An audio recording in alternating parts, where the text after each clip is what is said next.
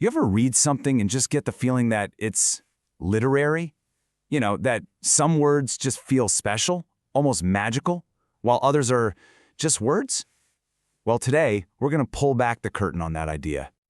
I mean, really think about it. Why does a word like flower-erect sound poetic, while a word like limousine doesn't? What's the secret sauce that gives some language that special shimmer? We're going to dig into this with a really brilliant example. Okay, so let's just read this together. For a second, forget about who wrote it, or when, or why. Just focus on the words themselves. What's the vibe you get?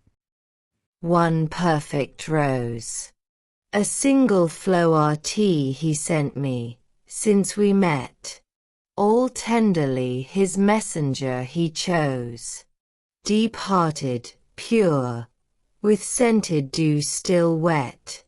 One perfect rose. I knew the language of the floweret. My fragile leaves, it said, his heart enclose. Love long has taken for his amulet. One perfect rose. Yeah, you can feel it right away, can't you? It's got that classic love poem feel.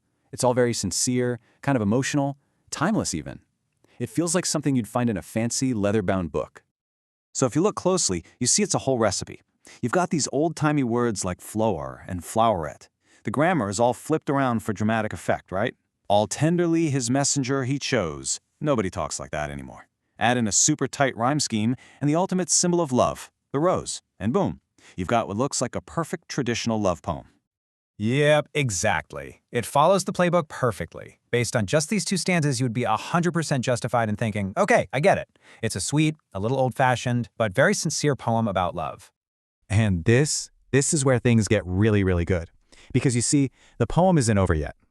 And there it is. The third stanza just comes in and completely flips the table. Why is it no one ever sent me yet? One perfect limousine, do you suppose? Ah no, it's always just my luck to get. One perfect rose. The whole tone just switches on a dime. We go from sincere and poetic to something totally modern, informal, and, well, pretty cynical.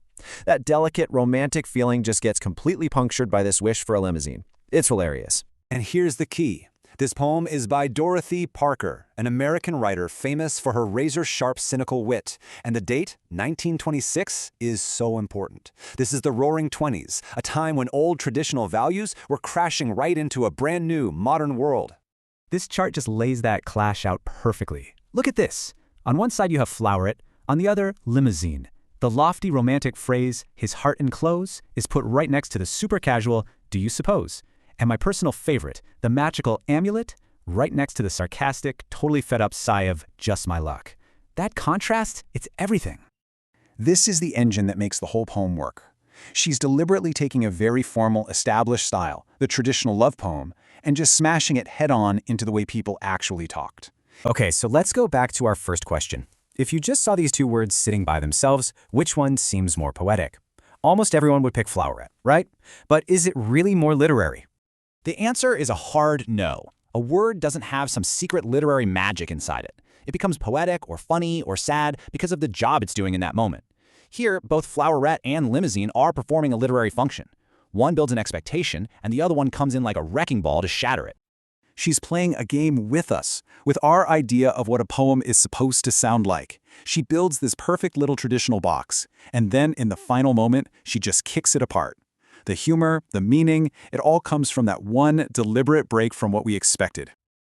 So the bottom line is this. What we call literary language isn't really a property of words at all. It's a game of expectations. It's a dance between the writer and the reader. And the coolest moves always happen when a writer decides to break the rules on purpose. So now that you know the secret, keep an eye out for this. When you're watching a movie or listening to a song or reading a book, ask yourself, what am I expecting here?